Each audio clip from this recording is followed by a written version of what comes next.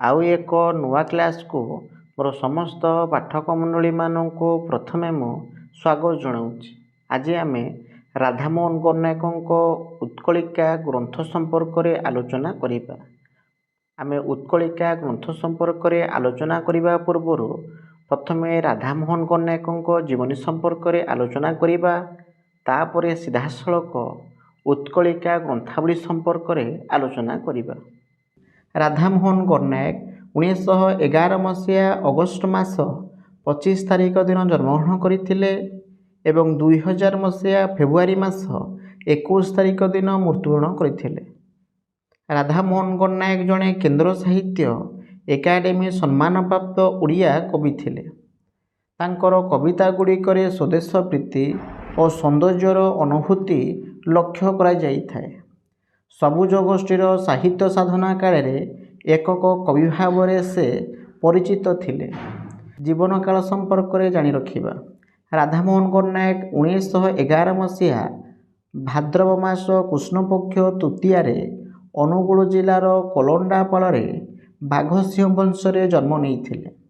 ଅନୁଗୁଳର ଇଂରାଜୀ ବିଦ୍ୟାଳୟରେ ସେ ପଢ଼ୁଥିବା ବେଳରେ ସହକାର ପତ୍ରିକାର ସମ୍ପାଦକ ଲକ୍ଷ୍ମୀନାରାୟଣ ସାହୁଙ୍କ ଦେଇ କବିତା ଆଡ଼କୁ ମନ ବଳାଇଲେ ଓ କବିତା ଲେଖାଲେଖି ଆରମ୍ଭ କରିଥିଲେ।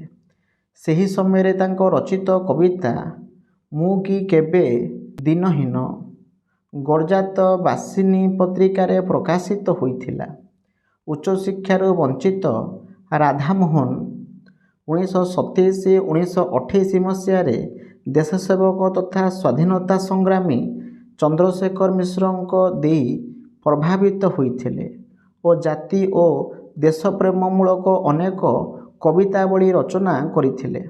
1927 ବେଳକୁ ତାଙ୍କ ରଚିତ ଅନେକ କବିତା ସହକାର, ନବଯୁଗ, ପଞ୍ଚାମୃତ, ଉତ୍କଳ ସାହିତ୍ୟ, ଗଡ଼ଜାତ ବାସିନୀ ଆଦି ପତ୍ରିକାରେ ପ୍ରକାଶିତ ହୋଇ ଅନେକ ଖ୍ୟାତି ଅର୍ଜନ କରିଥିଲେ। ଏହାପରେ ସେ ନିଜର ଧାରାବାହିକ ପଢ଼ା ବନ୍ଦ କରି ଦେଶ ସେବାରେ ପୂରା ସମୟ ଦେଇଥିଲେ। ସ୍ୱାଧୀନତା ସଂଗ୍ରାମୀ କୃଷ୍ଣପ୍ରସାଦ ପଟ୍ଟନାୟକଙ୍କ କମ୍ୟୁନିଷ୍ଟ ଆନ୍ଦୋଳନ ବେଳରେ ସେ ମଧ୍ୟ ତାଙ୍କ ଲେଖନୀ ଚଳାଇଥିଲେ। ଉତ୍କଳ ସାହିତ୍ୟ ସମ୍ମିଳନୀ, ଓଡ଼ିଶା ସାହିତ୍ୟ ଏକାଡେମୀ ଆଦି ଅନେକ ଅନୁଷ୍ଠାନରେ ସେ ସଭାପତି ଓ ଉପସଭାପତି ଭାବରେ କାମ ତୁଲାଇଥିଲେ। ସେ ଖ୍ରୀଷ୍ଟ କଲେଜରେ ଆଇଏ ପଢ଼ୁଥିବା ବେଳେ ତାଙ୍କ ରଚିତ କାବ୍ୟନାୟିକା ଉକ୍ତ ଶ୍ରେଣୀରେ ପାଠ୍ୟ ଅନ୍ତର୍ଭୁକ୍ତ ଥିଲା। ତାଙ୍କ କାବ୍ୟ କବିତା ଗୁଡ଼ିକ ହେଉଛି ସୌରଭ 2003ରେ ପ୍ରକାଶ ପାଇଥିଲା, ଅର୍ବାଚୀନ ତାରା 1982, ଉତ୍କଳିକା 1945, କାବ୍ୟନାୟିକା 1945, କାଳିଦାସ 1940, କୁମ୍ଭାର ସମ୍ଭବ 1968, କୌଶରିକା 1953, ଗନାୟକ ସଞ୍ଚୟନ 1968, ଗାନ୍ଧୀଗାଥା 1978, ଦୁଇଟି ତାହାର ଡେଣା 1954, ଧୂସର ଭୂମିକା 1960, ନବଜାତକ 1947, ପଶୁପକ୍ଷୀ କାବ୍ୟ 1959, ବନରାଜି ନୀଳା 1968, ବିପ୍ଳବୀ ରାଧାନାଥ 1944, ମେଘଦୂତ 1954, କାଳିଦାସଙ୍କ ମେଘଦୂତର ଓଡ଼ିଆ ଅନୁବାଦ କରିଥିଲେ। ମୌସୁମୀ 1951, ହୀରାଖଣ୍ଡ ଗାଥା 1986, ଶାମୁକାର ସ୍ୱପ୍ନ 1961, ସ୍ମରଣିକା 1950, ସୂର୍ଯ୍ୟ ଓ ଅନ୍ଧକାର 1974, ସୋରାବ ଓ ରୋସ୍ତମ 1963 ମୂଳ କାବ୍ୟର ଓଡ଼ିଆ ଅନୁବାଦ। ସେ ପାଇଥିବା ସମ୍ମାନ ଓ ପୁରସ୍କାର ଗୁଡ଼ିକ ହେଉଛି ପଦ୍ମଶ୍ରୀ ପୁରସ୍କାର ସେ 1990ରେ ପାଇଥିଲେ, ଅତିବଡ଼ି ଜଗନ୍ନାଥ ଦାସ ସମ୍ମାନ 1993ରେ ପାଇଥିଲେ, କେନ୍ଦ୍ର ସାହିତ୍ୟ ଏକାଡେମୀ ପୁରସ୍କାର 1975 ମସିହାରେ ପାଇଥିଲେ ସୂର୍ଯ୍ୟ ଓ ଅନ୍ଧକାର କାବ୍ୟ ନିମନ୍ତେ, ବିଶ୍ୱ ପୁରସ୍କାର 1988ରେ ପାଇଥିଲେ, ଉତ୍କଳ ରତ୍ନ 1997 ମସିହାରେ ଉତ୍କଳ ସାହିତ୍ୟ ସମାଜ ପକ୍ଷରୁ ପାଇଥିଲେ, ପ୍ରଥମ ସ୍ୱାଭିମାନ ପୁରସ୍କାର 1999 ରାଜ୍ୟ ସଂସ୍କୃତି ବିଭାଗ ପକ୍ଷରୁ, ଉତ୍କଳଶ୍ରୀ 1999, ସମ୍ମାନଜନକ ଡିଲିଟ 1997 ମସିହାରେ ଉତ୍କଳ ବିଶ୍ୱବିଦ୍ୟାଳୟ ପକ୍ଷରୁ ପାଇଥିଲେ, ନନ୍ଦିଘୋଷ ପୁରସ୍କାର 1988 ମସିହାରେ ପାଇଥିଲେ। ନୀଳଶୈଳ ପୁରସ୍କାର 1975 ମସିହାରେ ପାଇଥିଲେ। ଉତ୍କଳିକା ଗ୍ରନ୍ଥାବଳୀ ସମ୍ପର୍କିତ ସବିଶେଷ ତଥ୍ୟଗୁଡ଼ିକ ଆଲୋଚନା କରିବା। ରାଧାମୋହନ ଗଡ଼ନାୟକଙ୍କ ଗ୍ରନ୍ଥାବଳୀର ନାମ ଉତ୍କଳିକା। ଉତ୍କଳିକା 1945 ମସିହାରେ ପ୍ରକାଶ ପାଇଥିଲା। ଏଯାବତ ଉତ୍କଳିକା ଗ୍ରନ୍ଥାବଳୀର 5ଟି ସଂସ୍କରଣ ପ୍ରକାଶ ପାଇଛି।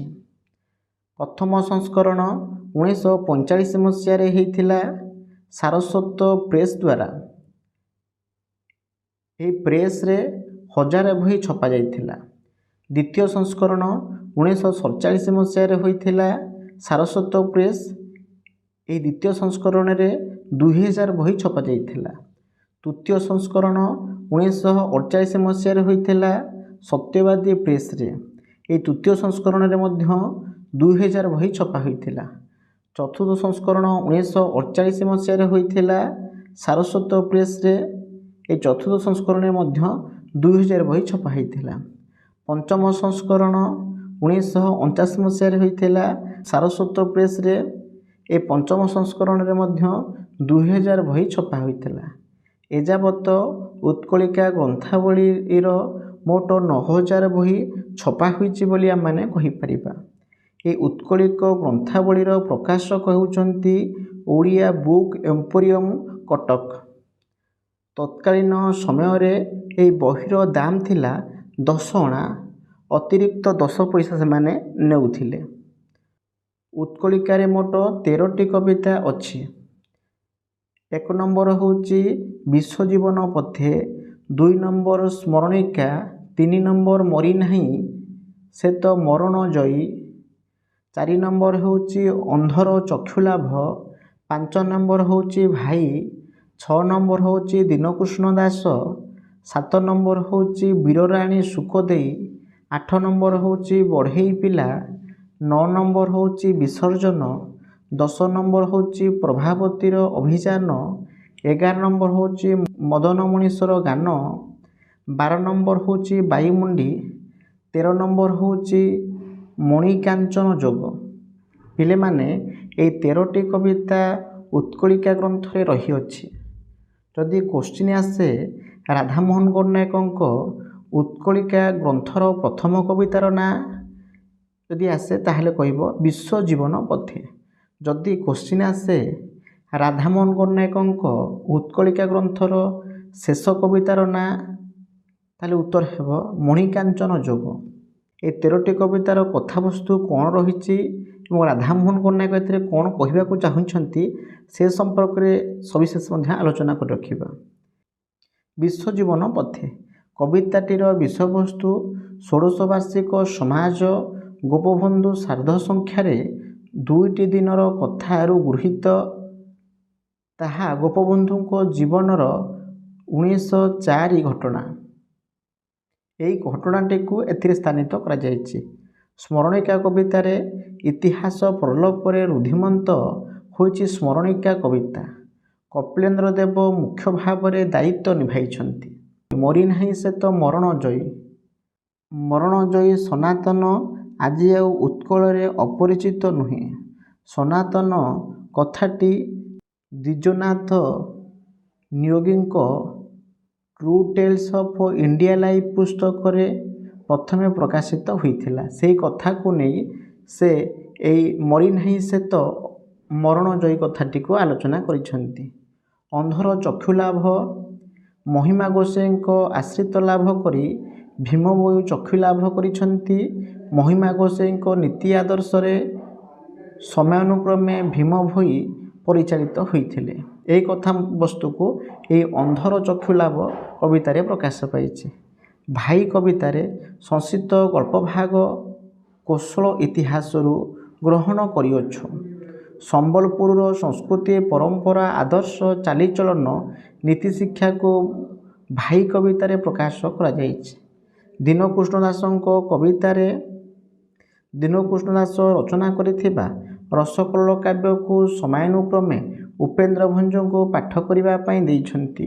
ଉପେନ୍ଦ୍ର ଭଞ୍ଜ କାବ୍ୟକୁ ପାଠ କରିବା ପରେ ଖୁସି ହୋଇଯାଇଛନ୍ତି।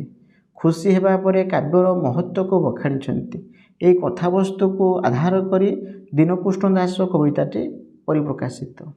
ବୀରରାଣୀ ଶୁକଦେଇ କବିତାରେ ସ୍ୱର୍ଗତଃ ମୃତ୍ୟୁଞ୍ଜୟ ରଥଙ୍କ ନାରୀ ଦର୍ପଣ ଓ ବାଙ୍କୀ ଇତିହାସରୁ ବିଷୟବସ୍ତୁଟି ଗୃହୀତ।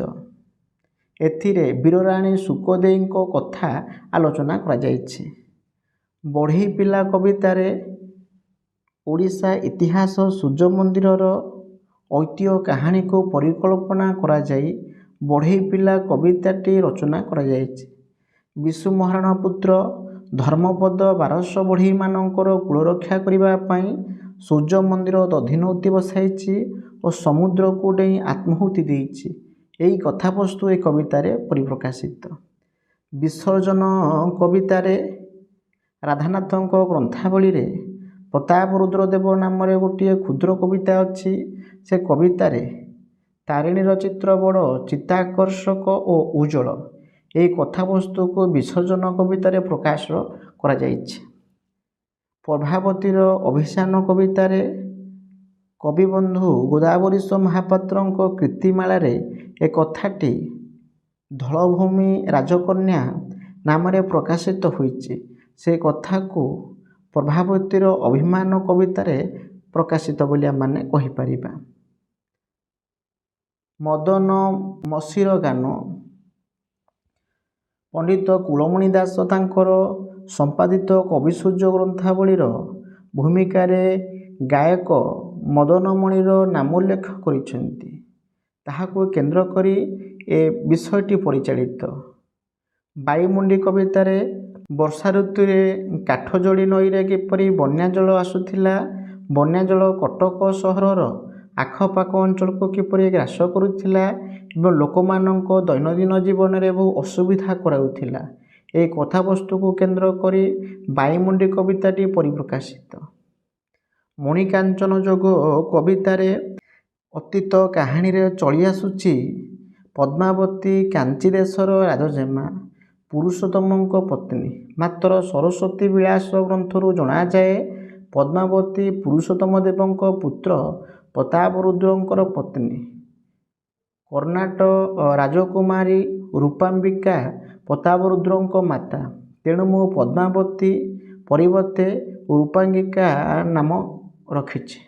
ଏହି କଥାବସ୍ତୁକୁ କେନ୍ଦ୍ର କରି ମଣିକାଞ୍ଚନ ଯୋଗ କଥାଟି ପରିଚାଳିତ ହୋଇଛି। ଏ ଥିଲା ଉତ୍କଳିକା ଗ୍ରନ୍ଥ ସମ୍ପର୍କିତ ଏକ ସାମୂହିକ ଆଲୋଚନା। ଏ ଆଲୋଚନାଟି ଯଦି ପାଠକମାନଙ୍କୁ କିଛି ମାତ୍ରାରେ ପ୍ରଭାବିତ କରିପାରେ ତାହେଲେ ମୋ ଚ୍ୟାନେଲକୁ ସବସ୍କ୍ରାଇବ୍ କରିବେ, ଲାଇକ୍ କରିବେ, ସେୟାର କରିବେ ଏବଂ ନିଜସ୍ୱ ଅଭିମତ ନିଶ୍ଚିତ ଭାବରେ ପ୍ରଦାନ କରିବେ।